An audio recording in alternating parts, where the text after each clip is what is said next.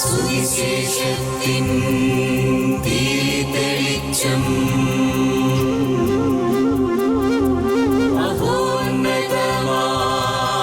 ആത്മാർപ്പണം വചനം സത്യം ജീവദായകം വചനം സത്യം ജീവദായകം വചനം സത്യം ജീവദായകം.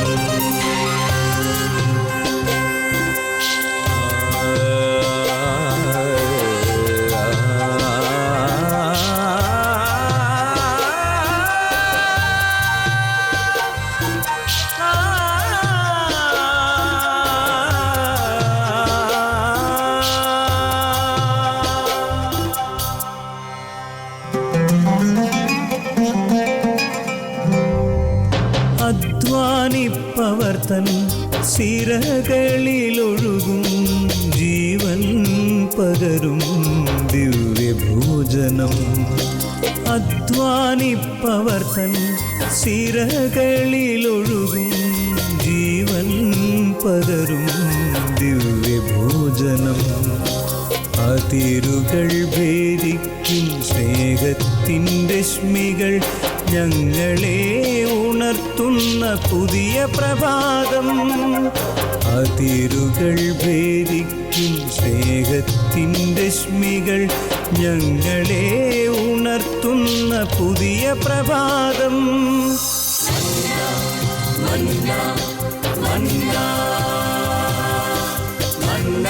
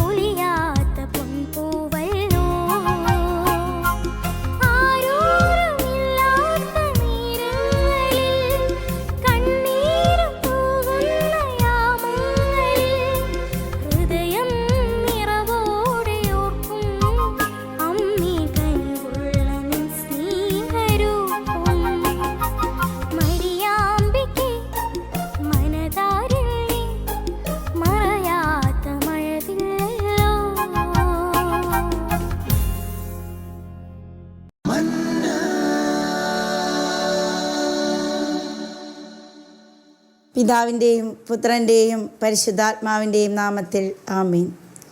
ഈശോ മിശിഹായിൽ ഏറ്റവും അധികം സ്നേഹിക്കപ്പെടുന്ന മാതാപിതാക്കളെ, സഹോദരി സഹോദരന്മാരെ, വിശുദ്ധ യോഹന്നാൻ്റെ സുവിശേഷം 3-ാം അധ്യായം 16-ാം തിരുവചനം: അവനിൽ വിശ്വസിക്കുന്ന യാതൊരുവനും നശിച്ചു പോകാതെ നിത്യജീവൻ പ്രാപിക്കേണ്ടതിന് തൻ്റെ ഏകജാതനെ നൽകുവാൻ തക്കവിധം ദൈവം ലോകത്തെ അത്രമാത്രം സ്നേഹിച്ചു. റോമാക്കാർക്കെഴുതിയ ലേഖനം 5-ാം അധ്യായം 5-ാം തിരുവചനം: പ്രത്യാശ നമ്മെ നിരാശരാക്കുന്നില്ല, കാരണം നമുക്ക് നൽകപ്പെട്ടിരിക്കുന്ന പരിശുദ്ധാത്മാവിലൂടെ ദൈവത്തിൻ്റെ സ്നേഹം നമ്മുടെ ഹൃദയങ്ങളിലേക്ക് ചൊരിയപ്പെട്ടിരിക്കുന്നു. സ്നേഹമുള്ളവരെ, ദൈവത്തിൻ്റെ വലിയ സ്നേഹം ആവോളം സ്വീകരിച്ചിരിക്കുന്നവരും ആ സ്നേഹത്തിൽ ജീവിക്കുന്നവരും ആ സ്നേഹം സ്വന്തമാക്കിയിരിക്കുന്നവരുമാണ് ഞാനും നിങ്ങളുമെല്ലാം. ഈ ദൈവസ്നേഹത്തിൻ്റെ ആ വലിയ വളർച്ചയിൽ നമ്മുടെ ഹൃദയങ്ങളിലേക്ക് ചൊരിയപ്പെട്ടിരിക്കുന്ന ദൈവസ്നേഹത്തെക്കുറിച്ച് ഓർത്തോർത്ത് ധ്യാനിച്ച് ജീവിക്കുന്ന നമുക്ക് തീർച്ചയായിട്ടും ഈ ദൈവസ്നേഹം അതിൻ്റെ പൂർണ്ണതയിൽ ജീവിക്കാൻ സാധിക്കാത്ത ധാരാളം നിമിഷങ്ങളുണ്ട്. ആ നിമിഷങ്ങൾ ഒരുപക്ഷെ നമ്മുടെ പാപങ്ങളാകാം, നമ്മുടെ അവിശ്വസ്തതകളാകാം, നമ്മുടെ കുറവുകളാകാം. അങ്ങനെയുള്ള സന്ദർഭങ്ങളെക്കുറിച്ച് ചിന്തിക്കാനായിട്ട് ഈ അവസരത്തിൽ ഞാൻ നിങ്ങളെ ക്ഷണിക്കുകയാണ്. പ്രത്യേകിച്ചും ഈശോയുടെ ക്ഷമിക്കുന്ന സ്നേഹത്തിലേക്ക് എല്ലാവരെയും സ്നേഹാദരങ്ങളോടെ ഞാൻ സ്വാഗതം ചെയ്യുന്നു. ക്ഷമയെന്ന് പറഞ്ഞാൽ അതൊരു വലിയ പുണ്യമാണ്. നമുക്ക് ക്ഷമിക്കുവാൻ സാധിച്ചാൽ നമ്മുടെ ജീവിതത്തിൽ വിജയം വരിക്കാനായിട്ട് സാധിക്കും. നമ്മുടെ ക്രൈസ്തവ ജീവിതം ഏറ്റവും മനോഹരമാകുന്നത് ഈ ക്ഷമയുടെ ജീവിതം നയിക്കുമ്പോഴാണ്. ഈ ക്ഷമയെന്ന പുണ്യം നമുക്ക് ലഭിക്കണമെങ്കിൽ പരിശുദ്ധാത്മാവിൻ്റെ കോളേജിൽ ഒരു മാസ്റ്റർ ഡിഗ്രി തന്നെ നാം എടുക്കേണ്ടിയിരിക്കുന്നു. എന്താണ് ക്ഷമ? ക്ഷമിക്കുക എന്ന് പറഞ്ഞാൽ അർഹിക്കാത്തത് കൊടുക്കുന്നതാണ് ക്ഷമ. കടം ഇളച്ചു കൊടുക്കുന്നതാണ് ക്ഷമ. പൂട്ടിയ ജയിൽ തുറന്നു വിടുന്നതാണ് ക്ഷമയെന്നൊക്കെ നമുക്ക് പറയാനായിട്ട് സാധിക്കും. ലൂക്കായുടെ സുവിശേഷം 23-ാം അധ്യായം യേശു പറഞ്ഞു: പിതാവേ, അവർ ചെയ്യുന്നതെന്തെന്ന് അവരറിയുന്നില്ല, അവരോട് ക്ഷമിക്കണമേ എന്ന്. ഈശോയുടെ വലിയ സ്നേഹത്തിൻ്റെ ഉദാത്തമായ മാതൃകയാണ് നമുക്കും ഇന്ന് ഏറ്റവും അനുകരണാർഹമായിട്ടുള്ളത്. നമുക്കറിയാം, ഈശോയെപ്പോലെ നമുക്കും ക്ഷമിക്കാൻ സാധിക്കണമെങ്കിൽ ഈശോ എങ്ങനെയാണ് ക്ഷമിച്ചതെന്ന് നാം പ്രത്യേകിച്ച് മനസ്സിലാക്കേണ്ടിയിരിക്കുന്നു.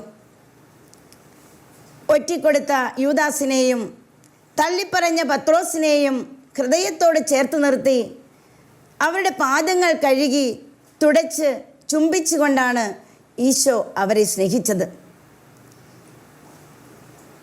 ഇവിടെ നമുക്ക് 3-4 കാര്യങ്ങൾ കാണാനായിട്ട് സാധിക്കും. ക്ഷമിക്കണമെങ്കിൽ നാം മുട്ടുകുത്തണം, തല കുനിക്കണം, വെള്ളമൊഴിക്കണം, കഴുകണം, ചുംബിക്കണം. നമുക്കെതിരെ പ്രവർത്തിക്കുന്നവരോടും ഇപ്രകാരം ചെയ്യാനായാൽ മാത്രമേ ഈശോയുടെ ഈ വലിയ സ്നേഹത്തിൻ്റെ മാതൃക, ക്ഷമിക്കുന്ന സ്നേഹത്തിൻ്റെ ഉത്തമ മാതൃക നമുക്കും സ്വീകരിക്കാനായിട്ട് സാധിക്കുകയുള്ളൂ. ആ ക്ഷമിക്കുന്ന സ്നേഹഭാവത്തിലേക്കാണ് ഈ നിമിഷങ്ങളിൽ ഈശോ നമ്മളെ ക്ഷണിച്ചു കൊണ്ടിരിക്കുന്നത്. ക്ഷമിക്കാത്ത ഹൃദയങ്ങൾ പൂട്ടിയ ജയിൽ പോലെയാണെന്ന് മഹാന്മാർ പറയും. പ്രിയമുള്ളവരെ, നമുക്ക് നമ്മുടെ ഹൃദയങ്ങൾ തുറക്കാം. നമുക്ക് പൂട്ടിയ ജയിലാകേണ്ട. നമ്മുടെ ഹൃദയഭാവങ്ങൾ തുറന്ന് എല്ലാവരോടും ക്ഷമിക്കുന്ന ഒരു മനോഭാവം സ്വന്തമാക്കി നമ്മുടെ ക്രൈസ്തവ ജീവിതം ഏറ്റവും മനോഹരമാക്കാൻ, ഹൃദ്യതയുള്ളതാക്കാൻ, സമ്പന്നമാക്കാൻ ഈശോ നമ്മളോട് ആഹ്വാനം ചെയ്യുകയാണ്. ഞാൻ ഈ ദിവസങ്ങളിൽ പെട്ടെന്ന് എൻ്റെ ഇടവകയിൽ നടന്ന ഒരു കാര്യം ഓർമ്മിച്ചു പോവുകയാണ്. 26 വയസ്സുള്ള ഒരു പെൺകുട്ടി, ആദ്യത്തെ ഡെലിവറി, വളരെ ആഗ്രഹത്തോടെ പ്രതീക്ഷയോടെ കാത്തിരുന്ന് ഒരുങ്ങി അതിന് തയ്യാറായി ആശുപത്രിയിൽ അഡ്മിറ്റായി ആ ഡെലിവറി നടന്നു. പക്ഷേ ഒരു ദിവസം മാത്രമേ സന്തോഷത്തോടെ ആയിരിക്കാൻ ആ വ്യക്തിക്കായുള്ളൂ. അഞ്ചു എന്നാണ് ആ യുവതിയുടെ പേര്. അഞ്ജുവിന് പെട്ടെന്ന് ശ്വാസതടസ്സമുണ്ടായി, മറ്റ് പ്രശ്നങ്ങളൊക്കെ ഉണ്ടായി. അവർ ഐസിയുവിൽ കയറ്റി. പക്ഷേ അതിൽ നിന്നൊക്കെ പെട്ടെന്നായിട്ട് മാറാനായിട്ട് സാധിക്കുന്നില്ലാത്തതുകൊണ്ട് രാജഗിരിയിലുള്ള ആശുപത്രിയിലേക്ക് കൊണ്ടുപോയി. കുട്ടി ഒരു ആൺകുട്ടി, വളരെ സുഖമായിരിക്കുന്നു. ആശുപത്രിയിൽ ചെന്ന് 1 മണിക്കൂറിനുള്ളിൽ ഈ 26 വയസ്സുള്ള അഞ്ജു എന്ന് പറയുന്ന യുവതി മരിക്കുകയാണ്. വളരെ പെട്ടെന്ന് അഞ്ജുവിൻ്റെ മരണവാർത്ത വാട്സപ്പിലൂടെയും മറ്റ് മാധ്യമങ്ങളിലൂടെയും ഒക്കെ എല്ലാ സ്ഥലങ്ങളിലേക്കും പ്രവഹിക്കപ്പെട്ടു. എല്ലാവരും കരയാത്ത ഒരു മനുഷ്യൻ പോലുമില്ല, എല്ലാവരും കരഞ്ഞു. പക്ഷേ ആ കുട്ടിയുടെ മാതാപിതാക്കളോട് നമ്മൾ എന്താണ് ചെയ്യേണ്ടതെന്ന് ചോദിച്ചപ്പോൾ അവർ ഇപ്രകാരം പറയുകയുണ്ടായി: ഞങ്ങളുടെ കേസിന് പോകുന്നില്ല, ഞങ്ങളുടെ കുട്ടിയെ പോസ്റ്റ്മോർട്ടം നടത്തേണ്ട, ഞങ്ങൾ ഇത് സന്തോഷത്തോടെ വേദനയോടെ അതോടൊപ്പം തന്നെ ദൈവ തിരുമനസ്സായിട്ട് സ്വീകരിക്കുന്നു. ഇനി പൈസ മുടക്കി കേസ് കളിച്ച് ഇതിൻ്റെ പുറകെ പോയാൽ ഒരിക്കലും ഞങ്ങളുടെ മരിച്ച കൊച്ചിനെ തിരിച്ചു കിട്ടുകയില്ല. ഹോസ്പിറ്റലുകാർ വിചാരിച്ചു ഇപ്പോൾ അവിടെ തല്ലിപ്പൊളിക്കാനും ബഹളമുണ്ടാക്കാനും ഇവർ ചെല്ലുമെന്ന്. പക്ഷെ ഇവർ പോയില്ല.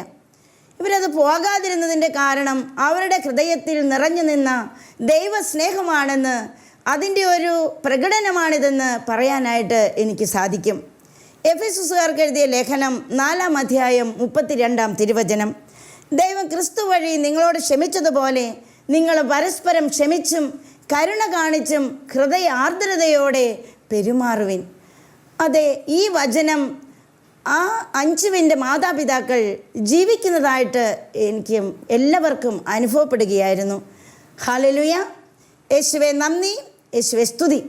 സ്നേഹമുള്ളവരെ, ദൈവത്തിൻ്റെ സ്നേഹം നമ്മുടെ ഹൃദയങ്ങളിൽ നിറഞ്ഞ് കവിയുമ്പോൾ മാത്രമേ ഇത്ര വലിയൊരു ക്ഷമയുടെ ഭാവത്തിലേക്ക് നമുക്കെല്ലാവർക്കും കടന്നു ചെല്ലാനായിട്ട് സാധിക്കുകയുള്ളൂ. 2000 വർഷത്തെ മഹാജൂബിലി ആഘോഷവേളയിൽ പരിശുദ്ധ പിതാവ് വിശുദ്ധ ജോൺ പോൾ രണ്ടാമൻ മാർപ്പാപ്പ അന്ന് വരെ സഭ ചെയ്ത മുഴുവൻ തെറ്റുകൾക്കും പരിഹാരമായി മുട്ടുകുത്തി നിലം ചുംബിച്ച് പരസ്യമായി കുമ്പസാരം നടത്തിക്കൊണ്ട് മാപ്പ് ചോദിച്ച രംഗം നമ്മുടെയൊക്കെ മനസ്സിൽ നിലനിൽക്കുന്നുണ്ട്. തീർച്ചയായിട്ടും പരിശുദ്ധ പിതാവിനെ ഇതിന് പ്രേരിപ്പിച്ചത് ഈ വലിയ ദൈവസ്നേഹവും അതിൽ നിന്നൊഴുകുന്ന ക്ഷമിക്കുന്ന സ്നേഹത്തിൻ്റെ ഭാവവുമാണെന്ന് നമുക്കെല്ലാവർക്കും പറയാനായിട്ട് സാധിക്കും. വീണ്ടും വാഴ്ത്തപ്പെട്ട സിസ്റ്റർ റാണി മരിയയുടെ ഘാതകനോട് ക്ഷമിക്കുവാൻ സിസ്റ്ററിൻ്റെ മാതാപിതാക്കൾക്ക് സാധിച്ചതും ഈ ക്ഷമിക്കുന്ന സ്നേഹത്തിൻ്റെ ആ വലിയ ഭാവം അവരുടെ ഹൃദയങ്ങളിൽ ഉണ്ടായിരുന്നത് കൊണ്ടാണ്. നമ്മൾ ജീവിക്കുന്ന ഈ കാലഘട്ടത്തിൽ നമ്മുടെ ക്രൈസ്തവ ജീവിതം സ്നേഹത്തിൻ്റെ ജീവിതമാക്കി മാറ്റണമെങ്കിൽ, എല്ലാവരെയും നമ്മുടെ ഹൃദയത്തിൽ ഉൾക്കൊള്ളാൻ സാധിക്കണമെങ്കിൽ, നമുക്കെതിരെ പ്രവർത്തിക്കുന്ന സകലരോടും ക്ഷമിക്കുന്ന ഒരു മനോഭാവം നമ്മുടെ ജീവിതത്തിൽ ഉണ്ടായാൽ മാത്രമേ സാധിക്കുകയുള്ളൂ. എന്നിൽ നിറഞ്ഞു നിൽക്കുന്ന ദൈവസ്നേഹം എനിക്കെതിരെ പ്രവർത്തിക്കുന്ന ഓരോ വ്യക്തിയിലേക്കും ഒഴുക്കാൻ സാധിച്ചാൽ അതാണ് ക്ഷമിക്കുന്ന സ്നേഹമെന്ന് നമുക്ക് പറയാനായിട്ട് സാധിക്കും. ഇപ്രകാരം ദൈവത്തിൻ്റെ ആ വലിയ സ്നേഹത്തിൽ നിന്നുകൊണ്ട് തന്നെ ഈശോയുടെ ക്ഷമിക്കുന്ന സ്നേഹഭാവം ഉൾക്കൊള്ളാൻ ആഗ്രഹിക്കുന്ന നമ്മിൽ ഉയരുന്ന ഒരു ചോദ്യമുണ്ട്: ക്ഷമിച്ചില്ലെങ്കിൽ എന്താണ് കുഴപ്പം? ക്ഷമിച്ചില്ലെങ്കിൽ ഉണ്ടാകുന്ന ബുദ്ധിമുട്ടുകളെക്കുറിച്ച്, കുറവുകളെക്കുറിച്ച് വചനം നമ്മളെ അനുസ്മരിപ്പിക്കുന്നുണ്ട്. ആദ്യമായിട്ട് ഇപ്രകാരം നമുക്ക് ചിന്തിക്കാനായിട്ട് സാധിക്കും: ദൈവകൃപ നഷ്ടമാകും. സ്നേഹമുള്ളവരെ, ദൈവത്തിൻ്റെ കൃപ കൊണ്ടാണ് നമുക്ക് ജീവിക്കാനായിട്ട് സാധിക്കുന്നത്.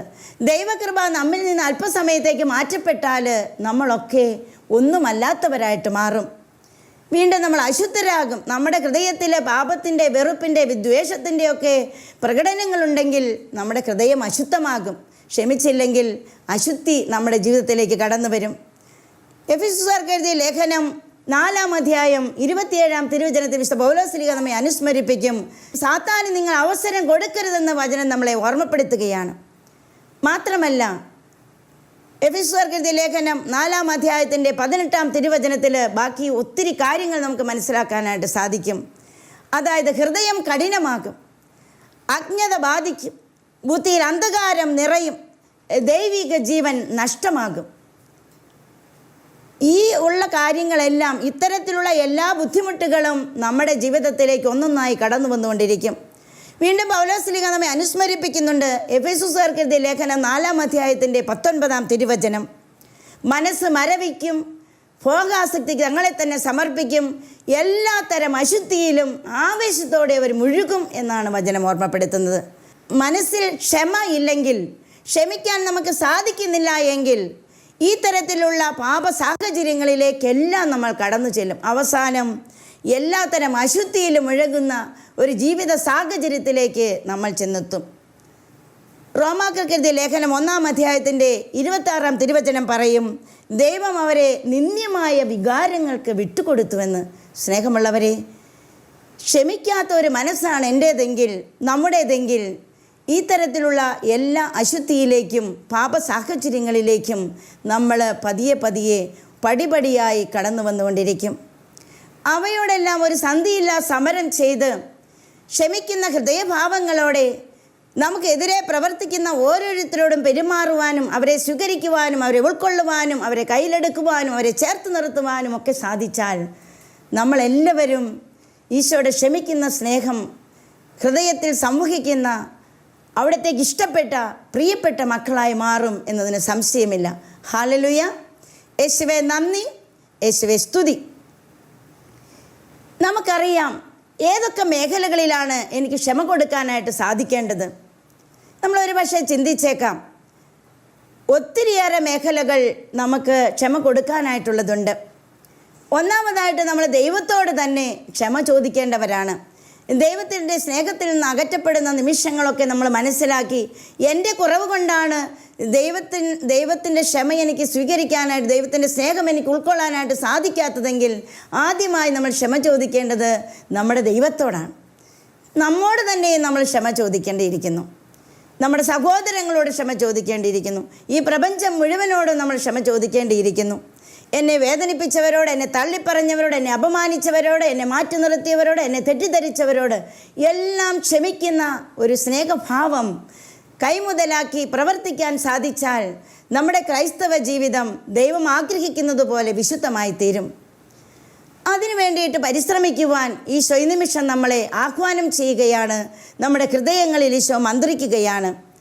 പിതാവേ, ഇവർ ചെയ്യുന്നത് എന്തെന്ന് ഇവർ അറിയുന്നില്ല, ഇവരോട് ക്ഷമിക്കണമേ എന്ന് കുരിശിൽ കിടന്നുകൊണ്ട് എല്ലാവരോടും, തന്നെ നിന്ദിച്ചവരോടും, തന്നെ കുരിശിലേറ്റിയവരോടും, തന്നെ മുൾമുടി ധരിപ്പിച്ചവരോടും, തൻ്റെ വസ്ത്രം കീറിയെടുത്തവരോടും, തന്നെ ചാട്ടവാർ അടിച്ചവരോടും എല്ലാവരോടും ഈശോ ക്ഷമിക്കുകയാണ്. ഈ ഒരു ഈശോയുടെ മനോഭാവം നമുക്കുമുണ്ടെങ്കിൽ സ്നേഹമുള്ളവരെ, ഈ ജീവിതത്തിൽ മനോഹരമായി ദൈവത്തിൻ്റെ സ്നേഹം നാം ആവോളം ആസ്വദിച്ച് ജീവിച്ച് അവിടുന്ന് നമുക്ക് നൽകുന്ന സ്വർഗരാജ്യം സ്വന്തമാക്കുവാനായിട്ട് നമുക്കെല്ലാവർക്കും സാധിക്കും. തീർച്ചയായിട്ടും അതിനു വേണ്ടിയുള്ള ഒരു പരിശ്രമമാകണം നമ്മുടെ ഭാഗത്തു നിന്നുണ്ടാകേണ്ടത്. ദൈവം എപ്പോഴും നമ്മുടെ കൂടെയുണ്ട്. വചനം പറയുന്നുണ്ടല്ലോ, നിങ്ങൾ എന്നോട് ചേർന്ന് നിൽക്കുക, ഞാൻ നിങ്ങളോടും ചേർന്ന് നിൽക്കും. നമുക്കറിയാം, ഈ ദൈവത്തോട് ചേർന്ന് നിന്നാൽ മാത്രമേ ഒരു ക്ഷമയുടെ ജീവിതം നയിക്കുവാൻ, ക്ഷമിക്കുന്ന സ്നേഹം മറ്റുള്ളവരിലേക്ക് ഒഴുക്കുവാൻ എനിക്കും നിങ്ങൾക്കുമൊക്കെ സാധിക്കുകയുള്ളൂ. ക്ഷമിക്കുന്ന ജീവിതം നയിച്ച് ദൈവസ്നേഹത്താൽ നിറഞ്ഞ് ഒരു കൃപയുടെ ജീവിതം നയിക്കുന്ന വ്യക്തികളായി നമ്മൾ മാറുമ്പോഴാണ് ഈശോ ആഗ്രഹിക്കുന്ന വിശുദ്ധിയും സ്വർഗരാജ്യവും നമുക്കും സ്വന്തമാക്കാനായിട്ട് സാധിക്കുക. എഫെസൂസ്യർക്ക് എഴുതിയ ലേഖനം 4-ാം അധ്യായം 29-ാം തിരുവചനം പറയുന്നു, നിങ്ങളുടെ അധരങ്ങളിൽ നിന്ന് തിന്മ പുറപ്പെടാതിരിക്കട്ടെ. വീണ്ടും വിശുദ്ധ പൗലോസ് ഫിലിപ്പിയർക്ക് എഴുതിയ ലേഖനം 2-ാം അധ്യായം 3-ാം തിരുവചനം നമ്മളെ ഓർമ്മപ്പെടുത്തും, ഓരോരുത്തരും താഴ്മയോടെ മറ്റുള്ളവരെ ശ്രേഷ്ഠരായി കരുതട്ടെ എന്ന്. ലൂക്കായുടെ സുവിശേഷം 22-ാം അധ്യായം 46-ാം തിരുവചനം നമ്മളെ അനുസ്മരിപ്പിക്കും, പരീക്ഷയിൽ ഉൾപ്പെടാതിരിക്കുവാൻ ഉണർന്നിരുന്ന് പ്രാർത്ഥിക്കുവിനെന്ന്. എഫെസൂസ്യർക്ക് എഴുതിയ ലേഖനം 6-ാം അധ്യായം 17-ാം തിരുവചനം നമ്മളെ ഓർമ്മപ്പെടുത്തും, ദൈവവചനമാകുന്ന ആത്മാവിൻ്റെ വാൾ എടുക്കുവിനെന്ന്. ഈ 5 കാര്യങ്ങൾ ചെയ്തുകൊണ്ട് ഈശോയുടെ ക്ഷമിക്കുന്ന സ്നേഹം അഭ്യസിച്ച് കൃപയുടെ ജീവിതം നയിക്കുവാൻ, കൃപയുടെ സുവിശേഷങ്ങളായി മാറുവാൻ, ഈ ആധുനിക കാലഘട്ടത്തിൽ ജീവിക്കുന്ന ഓരോ സുവിശേഷങ്ങളായി മാറാൻ നമുക്കെല്ലാവർക്കും സാധിക്കട്ടെ എന്ന് ഞാൻ ആശംസിക്കുകയും പ്രാർത്ഥിക്കുകയും ചെയ്യുകയാണ്. ദൈവം നമ്മെ എല്ലാവരെയും അനുഗ്രഹിക്കട്ടെ. നമുക്ക് ഈശോയുടെ വിശുദ്ധ കുരിശിൻ്റെ സമീപത്തേക്ക് ഒന്ന് ചെല്ലാം. നമ്മുടെ കണ്ണുകളൊന്ന് അടയ്ക്കാം. ആ കുരിശിലേക്ക് ഭാവനയിൽ നമുക്കൊന്ന് ഉറ്റുനോക്കാം. കുരിശിൽ കിടന്നുകൊണ്ട് അവസാനത്തുള്ളി രക്തവും ചിന്തി, പിതാവേ, ഇവർ ചെയ്യുന്നതെന്തെന്ന് ഇവരറിയുന്നില്ല, ഇവരോട് ക്ഷമിക്കണമേ എന്ന് പ്രാർത്ഥിച്ച ഈശോയുടെ ആ പ്രാർത്ഥന നമ്മുടെയും ജീവിത മന്ത്രമാകട്ടെ. ആമീൻ. കുരിശ് രക്ഷയുടെ അടയാളമാണ്. സ്നേഹത്തിൻ്റെയും പങ്കുവെക്കലിൻ്റെയും മഹത്തായ അനുഭവം. ആ വലിയ രക്ഷയുടെ സാന്നിധ്യം നമ്മുടെ ജീവിതത്തെ സമ്പൂർണ്ണമാക്കട്ടെ. ഏവർക്കും ക്രിസ്തു സ്നേഹവും സമാധാനവും നേരുന്നു. പ്രാർത്ഥനയിൽ നമുക്ക് പരസ്പരം ഓർമ്മിക്കാം. നിങ്ങളുടെ അഭിപ്രായങ്ങളും നിർദ്ദേശങ്ങളും ഞങ്ങളെ അറിയിക്കാൻ മറക്കരുത്. eldroyvision.uae@gmail.com. ഞങ്ങളെ ഉണർത്തുന്ന പുതിയ പ്രഭാതം, അതിരുകൾ ഭേദിക്കും സ്നേഹത്തിൻ്റെ രശ്മികൾ. ഞങ്ങളെ ഉണർത്തുന്ന പുതിയ പ്രഭാതം. മന്ന മന്ന